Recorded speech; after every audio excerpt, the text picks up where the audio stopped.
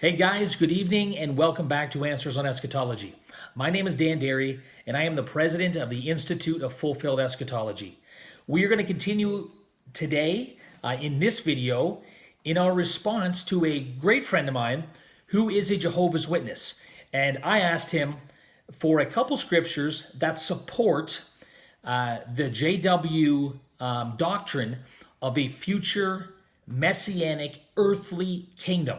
Okay, he gave me Daniel 7 as one. We proved in the last 4 videos, I encourage you to go back and check those out, that Daniel 7 has nothing to do with our future as far as the establishing of the kingdom goes. Okay, Daniel 7 was fulfilled, the entirety of Daniel 7 was fulfilled in the first century in the lifetime of Jesus's generation. Now, the second text he gave me was Isaiah chapter 2, 1 to 4. Really, he gave me verse 4, but I understand that he meant the entire context. So let me read Isaiah chapter 2, verses 3 to 4, and then we'll jump into what I want to say about this text. Isaiah chapter 2, verse 3. And many peoples will come and say, "Come, let us go up to the mountain of the Lord, to the house of the God of Jacob, that he may teach us his ways, that he may teach us concerning his ways, and that we may walk in his paths. For the law will go forth from Zion, and the word of the Lord from Jerusalem. And he will judge between the nations, and will render decisions for many peoples. They will hammer their swords into plowshares, and their spears into pruning hooks. Nation shall not lift up sword against nation, and never again will they learn war." Now, obviously, he takes this in a very literal manner.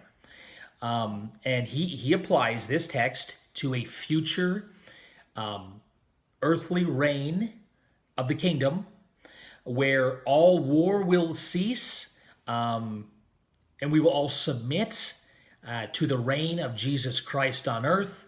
And again, this centers around an earthly realm and a physical location where Jesus, not necessarily in a physical body from what I understand, but that the rule of Christ will reign on the earth. Now, what my good friend is overlooking in this text is the very first 2 verses previous to what I just read. So let's keep Isaiah chapter 2 in its covenantal context, shall we? So watch this, Isaiah 2:1. The word which Isaiah the son of Amos saw concerning Judah and Jerusalem. So see guys, this isn't just a blanket kingdom text for something out in our future. It concerns Judah and Jerusalem as the covenant people of Yahweh. Let's go on, verse 2. Now it will come about that in the last days, the mountain of the Lord's house will be established as chief of the mountains and will be raised above the hills, and all nations will stream to it. So watch this. This prophecy concerns Judah and Jerusalem, and it concerns the last days. Let's combine those 2 ideas. This prophecy concerns the last days of Judah and Jerusalem as a covenant people. Okay, guys? So let's just quickly, I want to look at one text. But here's what I want to say before we go there. Isaiah chapter 2, the prophecy of Isaiah 2 must be confined to the time period called the last days. So let's go into the New Testament and understand when the inspired apostolic witnesses placed the last days. Go with me to Acts chapter 2 and verse, let's start at 12. Obviously, this is the day of Pentecost. And they all continued in amazement and great perplexity, saying to one another, "What does this mean?" But others were mocking and saying, "They are full of sweet wine," or new wine. But Peter, taking his stand with the 11, raised his voice and declared to them, "Men of Judah and all who live in Jerusalem, let this be known to you, and give heed to my words. For these men are not drunk as you suppose, for it is only the 3rd hour of the day." Watch this.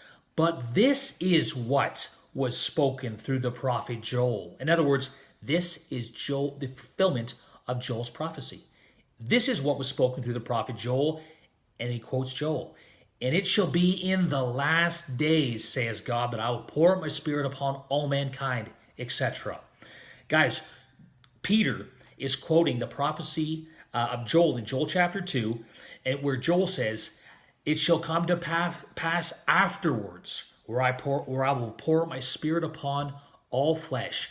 Peter, under the inspiration of the Spirit, interprets Joel's afterward to mean the last days of the first century. In the first century, okay?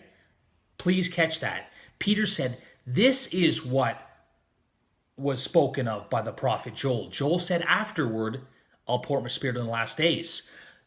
The spirit was being poured out upon Israel, and Peter says, this is Joel's afterwards. And he calls it the last days. Guys, the Holy Spirit was poured out upon Israel in Israel's last days. The last days were in the first century. So, guys, I want to kind of just keep these videos short. Isaiah chapter 2, okay? It concerns Israel and Judah's last days. The Apostle Peter stands up on the day of Pentecost and says what was taking place through the events of Pentecost, the pouring of the Spirit upon Israel, marked Israel's last days. It was the last days, and I'll just say this, of the old covenant. It was the last days of an old age, the last days in which Israel would exist as a covenant people of Yahweh. And guys, that means that Isaiah chapter 2, regardless of the implications and the fine-tunings of the verses, however we want to spiritualize them, we have to place Isaiah chapter 2 in the fulfillment of Isaiah 2 in the first century, in the last days. And guys, what I'm going to show you in the following videos are that we cannot extend the last days 2,000 years. The last days didn't begin on Pentecost, and they still exist today. We're still in the last days. No. What I'm going to show you is that the last days actually began prior to the cross of Christ. So guys, we'll pick it up next time on Answers on Eschatology. Bye for now.